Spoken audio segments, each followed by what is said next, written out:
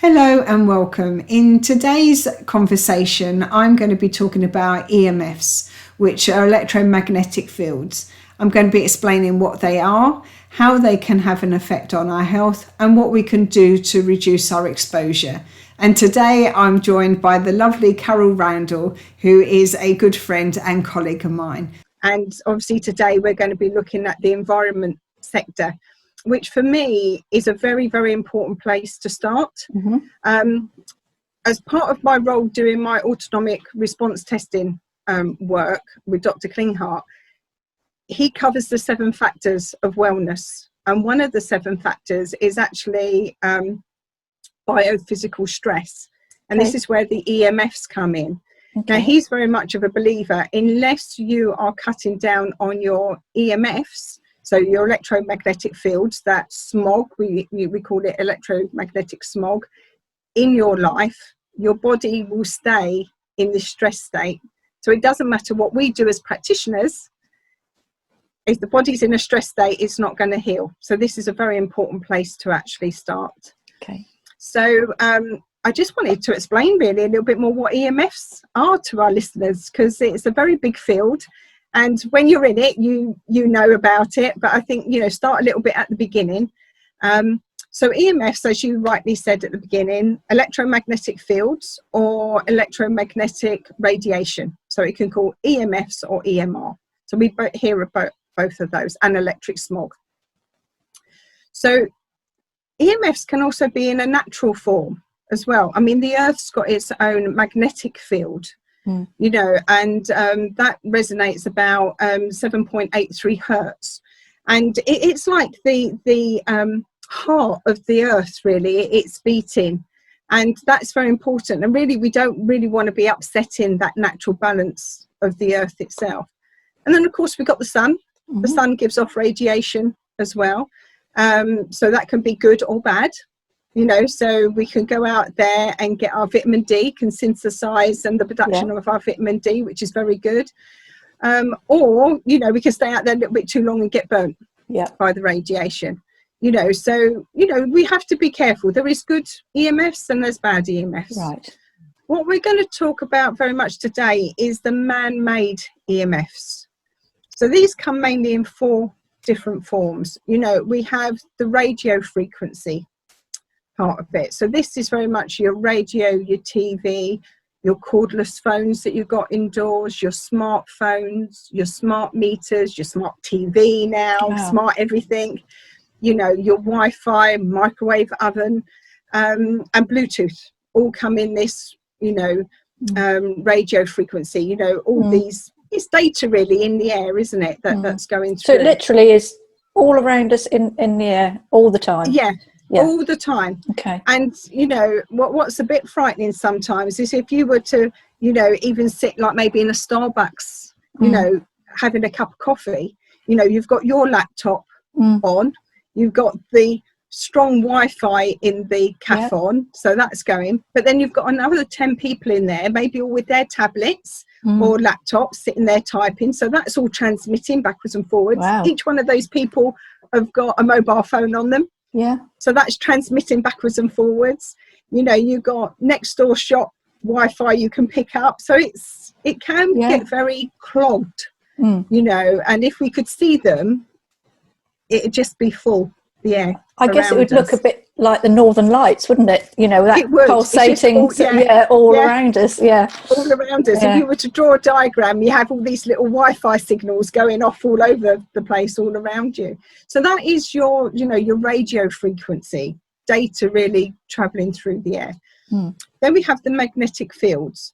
And this is things like your fuse board, your consumer unit indoors. Your chargers for electronics, high voltage power lines.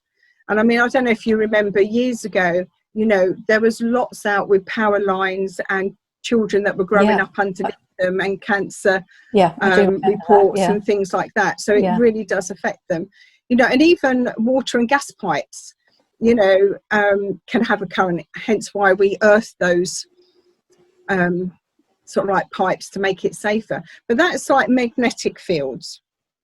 And then we've got the electric fields. Now, the electric fields is actually where you've physically got that current. Yeah.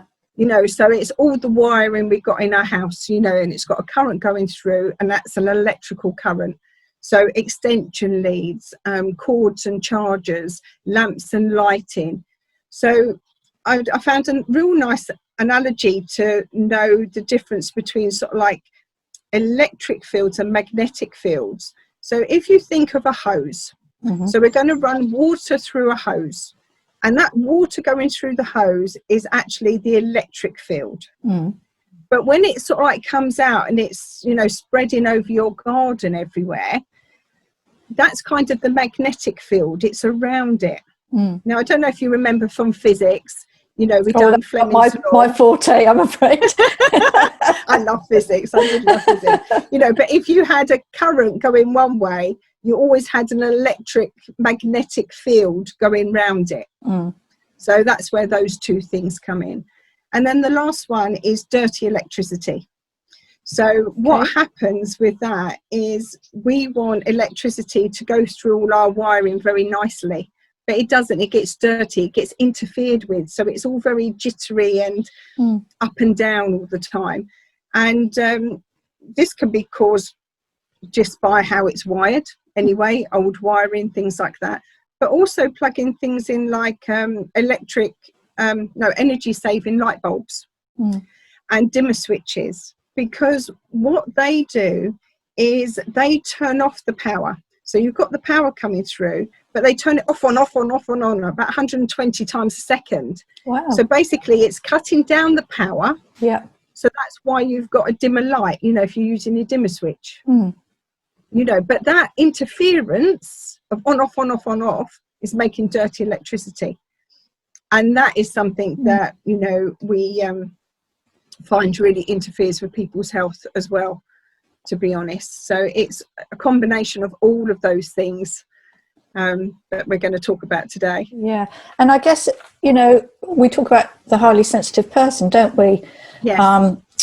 You know, particularly with these chronic conditions of chronic fatigue, ME and fibromyalgia, and they're already sensitive people. So I'm guessing this has quite a big impact too. And that's it. The sensitivity of people really depends person to person. You know, we work a lot, as you said, with the highly sensitive people. So they will pick up. I mean, me, for instance, I can go into somebody's house and know if they've got their Wi-Fi on. Wow. And for me, my little alarm bells is my tinnitus. It sets that up a lot more. And it's like, oh, why have I got that ringing? It's that interference. Gosh, I didn't know that. I pick it up. Yeah. And I went into a client's house some time ago, and I sat down. I thought, oh, this is nice. I was having a little catch up with her. And it's like, my tinnitus is so loud. Why is that? And then I looked around, and on the shelf behind me was her Alexa sitting there. Yeah. And of course, that's got a Wi-Fi signal, you know. So, you know, obviously then it's got the radio frequency, but then it's got a current to it. So it's got the electrical field, and then it's got the magnetic field around it. Wow. So, you know, it's a combination of all of those things. So some people are very, very sensitive. And other people were sort of like, yeah, I can sleep with the Wi-Fi next to my head and the mobile phone under my pillow. It doesn't bother me. The problem is it is bothering you on a biological level. But it just takes a little bit of time for some people. And then it's like 10 years down the line, it's like, why am I chronically ill? You know, and it's like, you know, why have I got the breast cancer? Oh, yes, I carried my phone in my top pocket all the time, you know. Yeah. It sometimes can take time to, EMFs can break down your DNA, and there's actually research in that. So, you know, DNA is very important to us. We don't want it broken down. No. And it also can open up, Professor Martin Paul has done, you know, research into the voltage gate channels. These are cells all over the body and especially in the brain. But EMFs sort of like will lock them open. And what happens is the calcium, we want calcium to flow in and out of a cell as and when it needs to at the right amount. But these gates literally get locked open. And calcium comes in, and there's too much calcium in a cell. So, there's different theories about all of this at the moment. And I mean, lots of research has been done in it. But I mean, one thought is like with Alzheimer's, calcium is very much found in the cells of the brain. Is that connected with this gate theory? Who knows? That there's not enough deep research and done at the moment that's been taken notice of. I would say there is good research out there, but unfortunately a lot of the research that we hear about is actually done by the telecommunications companies themselves, and if it doesn't suit their purpose, they don't publish it. Gosh, that's a bit of an eye-opener. Yeah, and it's really interesting. I found a report that was sort of like saying that industry research, if you look at pie chart, industry research to say that EMFs are harmful is only something like about 28%. But independent research says that EMFs could be harmful are about 68%. So it's interesting that you can see the bias maybe of what they want to tell you. They're a big company. They're like a pharmaceutical, aren't they? The big P. Yeah, I guess so. Yeah. And they don't want to tell you don't use your phone.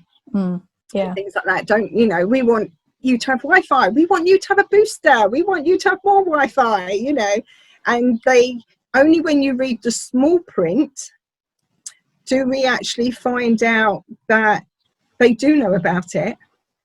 And there is small print, for instance, your iPhones and your smartphones. There is actually small print in there to say that you're not allowed to have them next to your body. And you have to have them either 5 millimeters or 15 millimeters away from your head.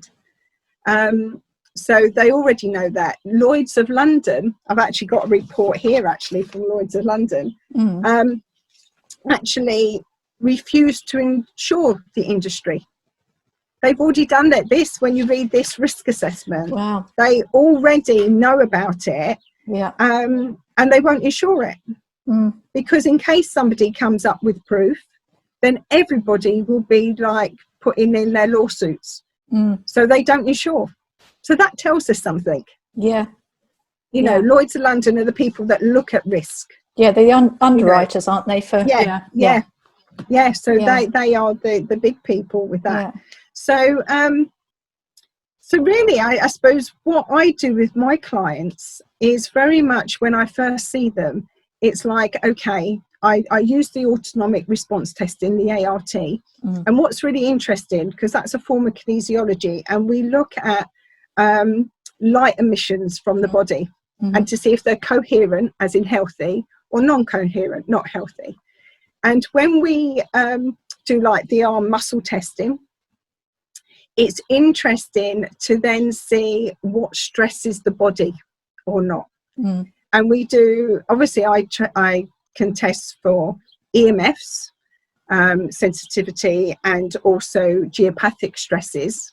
I can do that. But what's interesting to actually demonstrate to the client is actually using their mobile phone.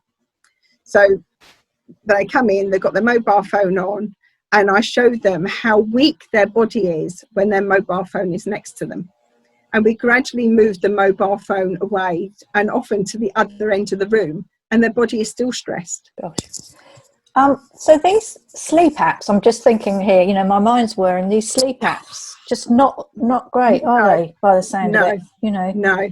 And I mean, we come to that with one of the recommendations, but the sleep app, not only do I recommend not having the mobile phone in your bedroom, because obviously you've got the radio waves and it's always transmitting. What you've got to remember with a mobile phone, even if you're not making a phone call, it is pinging off a mast somewhere. And this is what we used in the police when, I'd done my telephone analysis, where somebody was, where that phone was. And we would know when it pinged off that mast, and that mast, put it on a map, and we could pinpoint exactly triangulation where they were. So the mobile phone is always talking. It's always pinging.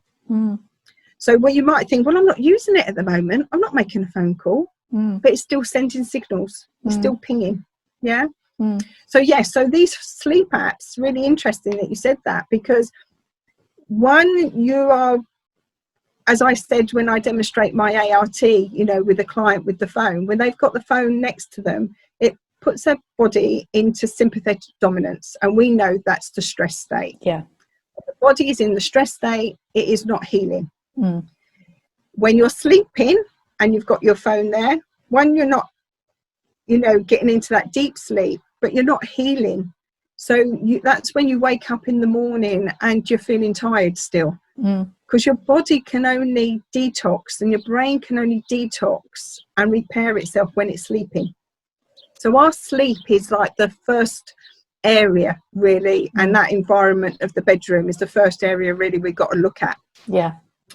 So even if, what I was saying earlier is when I do the ART testing, so the mobile phone is on, we take it away, and we can still see at a distance away, it's still stressing them. Then we put the mobile phone on aeroplane mode.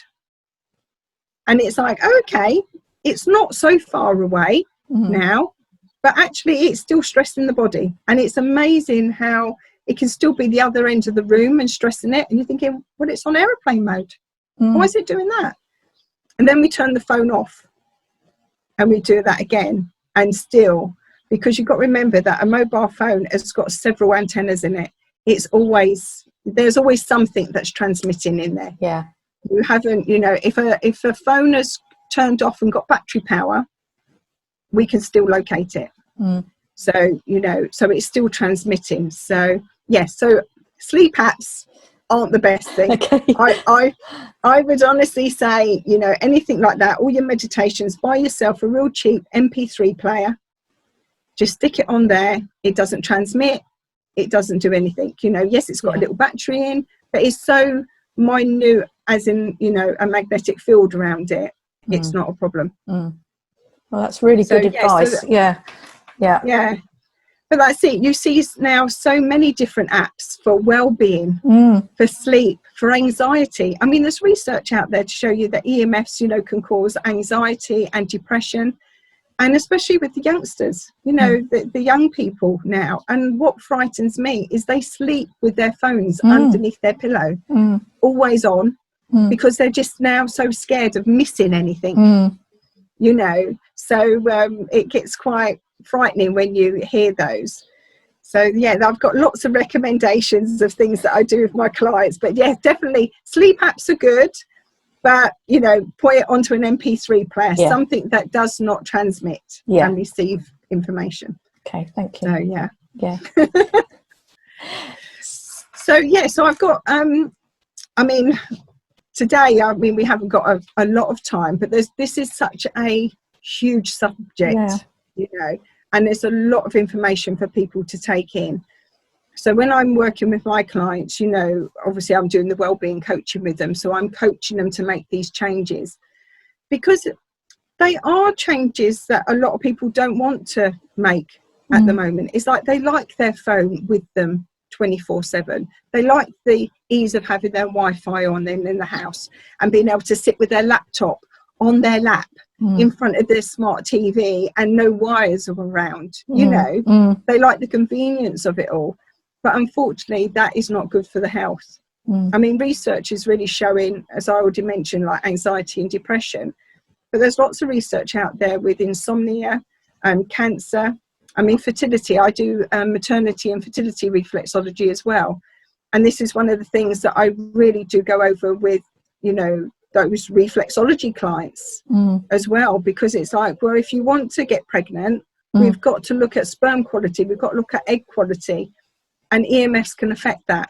So this is where I start with all of my clients. I mean, even autism, when you look at, I saw some charts and it was saying how autism is on the rise. And if you, that shape of that curve, if you overlay that with EMFs over the years, it actually correlates, you know. And so that's frightening. It's like, there's lots of other factors. There isn't any chronic illness, lots of other factors. But EMF certainly will stop the body from healing. It will certainly put the body in a stress state, and it will stop us progressing, and it would make other underlying conditions worse. You know, and there's lots of research out there. So what can we do in a way to kind of protect against some of this? Is there a way to protect ourselves at all? Well, there is. If we wanted to protect ourselves 100%, obviously we'll be out in the middle of a forest somewhere with nobody around us, and no technology at all, and no neighbours. That's not going to happen. You know, we've got neighbours that have got their Wi-Fi. You know, we need to go down the high street to do our shopping. Well, at the moment at a safe distance. Yes. But you know, you've got all of these influences. But what you have got control of is your own personal space and your home. So I say to clients, let's start with that first. So the most important thing, and I think this is done on different levels. You know, level 1 is very much cheap. You can do it, cost you no money or little money. And it's like, turn your Wi-Fi off at night time. That's the most important. Let's get some quality sleep. Let's go into a deeper sleep and let's let the body heal. So let's turn that Wi-Fi off. And that's just flicking the switch. Yeah. Doesn't cost you any money to do that. You can take it up a little notch, and then you can say, well, actually, okay, so the Wi-Fi is turned off at night time. That's fine. But maybe I want it off during the day. But I still want the internet. I still want the broadband. So you can actually turn the Wi-Fi off on the router. So the router's on. So you've still got the data, but we're now hardwiring. We're back to like plugging it in. So plug your laptop into the router. And you can use things like this. I was talking to you about this yesterday. Yes, yeah. You know, so this is a power line adapter. Now, this you've got the holes in the top to put your Cat 5 or Cat 6 cables in, which will then go into your laptop. And you would have a sister one of these next to your router. And then you plug this in, and that would have a cable going from that into your router. So the broadband now comes through this. It then comes through the electricity of the house into the sister one. So you haven't got to have all the wires around. Yeah. I mean, there's some thought whether these might add to the dirty electricity that I was talking about. But, you know, let's sort of like do one thing at a time. Yeah. I think, you know, make life a bit easier. Let's just turn the Wi-Fi off at the moment. Yeah. So when you do buy these, you can either get ones that transmit Wi-Fi, so they act like a little booster, like the one that you said you've got. Yeah. Or like this one, the one that you want is it doesn't have Wi-Fi. So it's not transmitting anything. Everything has to go through the power lead to the other one.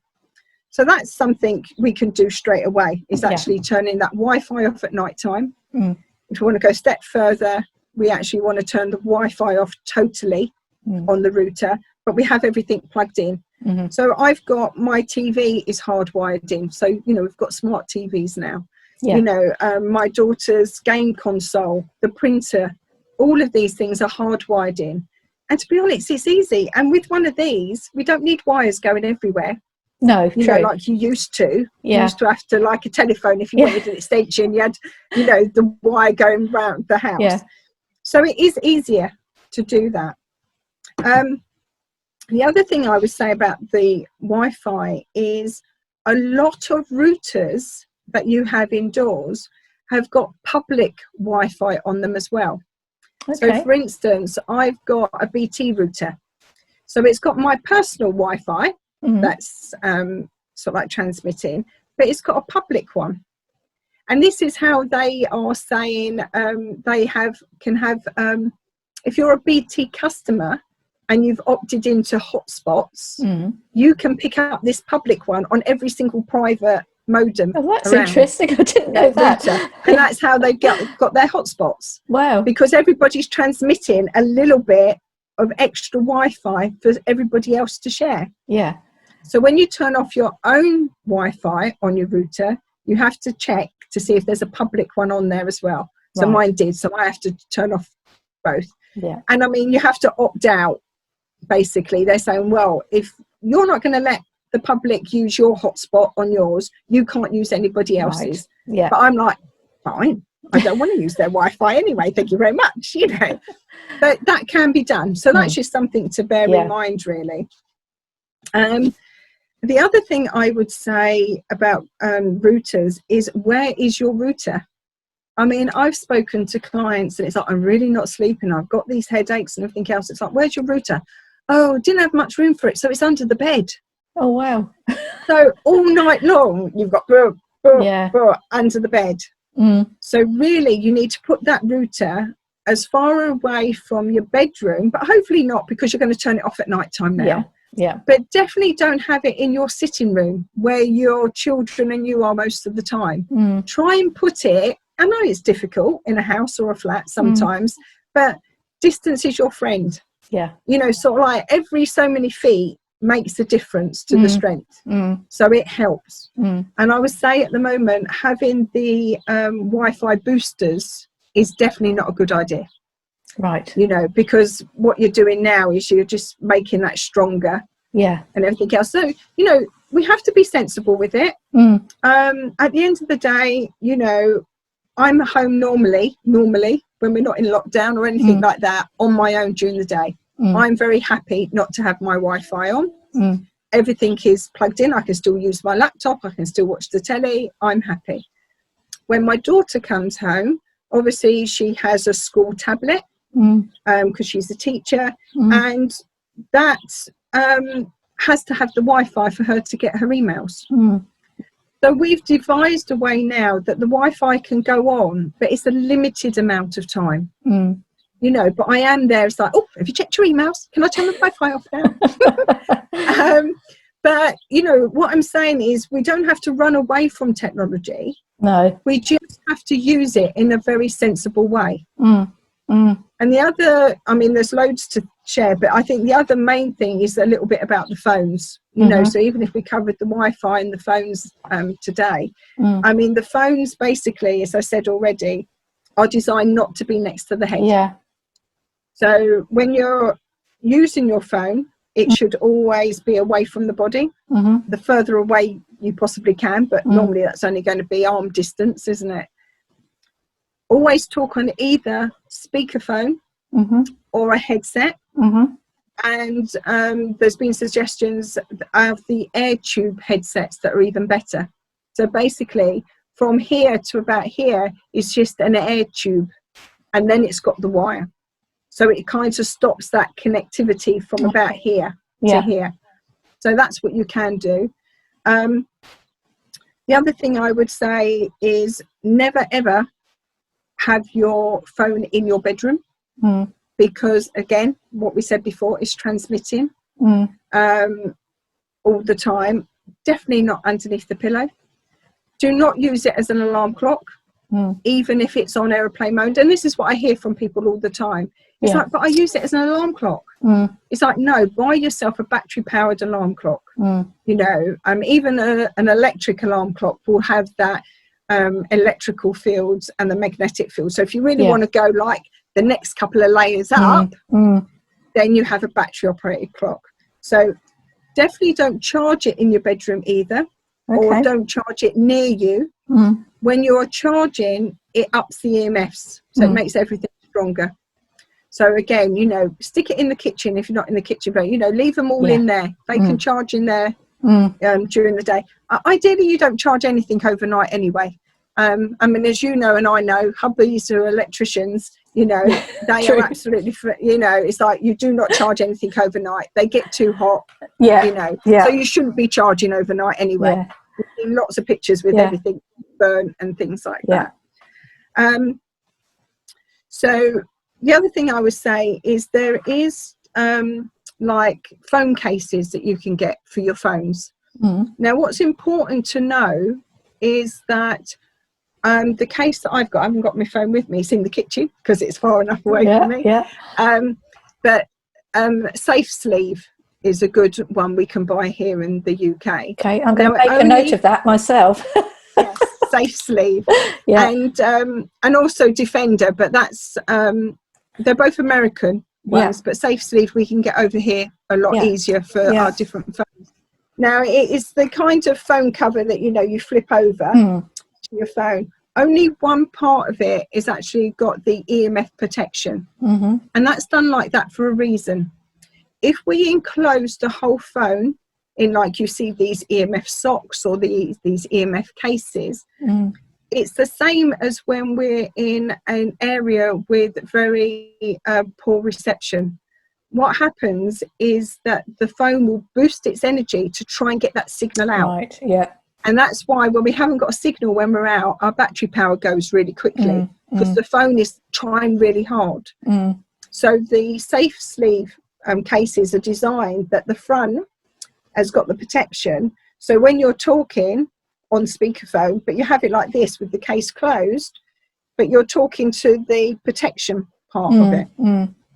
You know, and if you have to put it in your handbag, ideally don't carry it. Even that, I would say, don't carry on your body. You know, distance is your friend, but you've got to carry it somewhere and take it around with you. But you have that side facing towards you. Yeah. Okay. So I say that's a good thing to do. And also don't let children play with your phone. You know, I mean, the recommendations for 0 to 2-year-olds is no Wi-Fi, you know, EMF interaction at all. And then for sort of like 3-year-olds, you know, 2 to 3-year-olds, it's only 1 hour. And then from 3 up to 18, you know, it's only 2 hours a day. Gosh. And I know that's hard at the moment, you know, the children at the moment, how they're, you know, at home, people are at home, and they've got their phones, and they've got their tablet, and they have to be working. But what I'm saying is we can reduce the EMFs. Let's go back to turning the Wi-Fi off. Let's go back to hardwiring things in. Don't have things on your lap, again, because there's research out there. That's where the fertility research comes in. And it's not just heat. You know, they used to think it was just the heat of the laptop would cause like sperm count to go down. But it's not. It's actually the radiation as well. You know, it's that breaking of that DNA. So it's really looking at how your children and you are using technology at home and making safer, better, you know, decisions about it. And one thing I will say about these sort of like harmonizing devices, you know, I've actually got an energy dot, but what I would say is to use one of those is far down on my list. You've got to do the distance, you've got to do the elimination, you've got to do the shielding all first. You know, the harmonizing devices like crystals and energy dots and things like that, you know, there's good feedback. People say, oh yeah, I've got less headaches. They harmonize the energy that's around them, so it's more in line with you. So, but what we don't know with the research really is what biological changes is actually still happening underneath. Yes, I might not have a headache because I've got my biodot on, but actually is it still doing any damage? So I would say put all the other things, the physical things in place first, then think about your energy things. Don't put a smart dot on your laptop thinking, that's fine. That's it, I can I've done it. Wi-Fi, you know, I can put it on my lap. So I would just say, you know, be sensible about that. And I mean, like I said to you, you know, I've done a little checklist here. I mean, these are all the things that are very simple to do on level 1 and 2. And I would say if people want to take this up to another level, then they can get a building biologist or EMF expert into their house who have got the meters, who can go round and actually say, right, this is what we need to do, you know, and give you advice on painting a wall with EMF protection. But that all gets a little bit more complicated. And there's things you can do and can't do. You can't just paint the whole room and then things are bouncing in it. You know, you've got to know your stuff really with what you've got to do. But there is some very good, Nicholas Pinnell, he's a Canadian, he does very good courses, both for practitioners and for public, and he is very good. He's an actual research journalist, and he's got into this, but he's pulled all of this knowledge together, and he you know, he's now actually his courses have been linked with Sophia Health, which is Dr. Klinghart's clinic out in the US. So if Dr. Klinghardt thinks he's good enough, then I think he's good enough to for his knowledge. But there is lots to do. But I would say, just to recap, turn your Wi-Fi off at night time. That is the big thing that you can do if you don't do anything else. And also, limit your time on your phone and have that at a distance, and do not take your phone into the bedroom. If you've just done those, you've started. And then there's so much more we can learn about and do and things like that. Even like, that'd be another one, like, sleep hygiene and, bedroom hygiene, and having your blackout blinds and things like that. We can go into different areas like that. There's a lot of information to get that sleep quality. That's where we need to start, but we need to look at the EMFs to be able to get the sleep quality. Okay. So if people this has really piqued their interest and they want to find out more, what can they do to contact you then, Amanda? Oh, brilliant. Yes, they can look on my website. So that's restoringbalance.org.uk. What I will say about my website is actually I've got a research page. So I've got lots of things that I talk about actually on my research page. So under EMFs, so you can see Restoring Balance on the bottom there. So just look at that, go on the research page, and there's more information there. But what I will say is these changes can be hard for people. And that's when I think that what we do with the wellbeing coaching, and we coach people through this, because otherwise it's a minefield. Yes. So Absolutely. We have to not only get round the technology in our head, but it's like, what do you mean I can't have Wi-Fi and do this all the time? And it's like, sometimes that needs a little bit of coaching as well, to say, well, what do you prefer, better health, better sleep, or your Wi-Fi on 24/7 when you're asleep and you're not supposed to be watching it and using it anyway. So they can find me at my website, and obviously want to take this further, lots of information there, and even book up for a wellbeing coaching session to talk about their health and how everything's affecting them, really. Thank you so much for that, because that's just been really informative. I've learnt things today that actually I didn't know about too, so I think you and I will be having another chat. Yes, I certainly, from what we had to chat yesterday, I'll be certainly at my little checklist is like, has Carol done this, has Carol done that? But I think it's a subject everybody, I wish I could go into schools and teach this.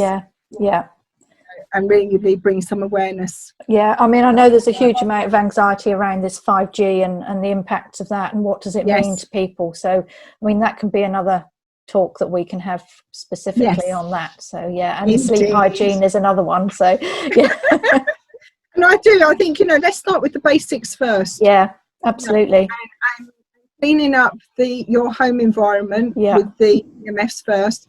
And then we get into all the chemical things, what you're putting on your face, what you're doing with your washing up, and your clothes, and it just goes on. But I think, we can make some very important changes very cheaply.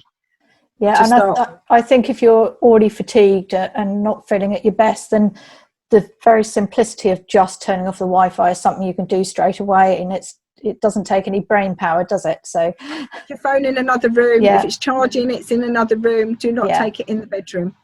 So that's it. That's simple, and you will sleep so much better. Okay. Well, thank you so much, Amanda. It's just been so informative, and I really appreciate you taking the time out Thank today. You for having me. This is, me. This is my pet subject. I could talk absolutely all day.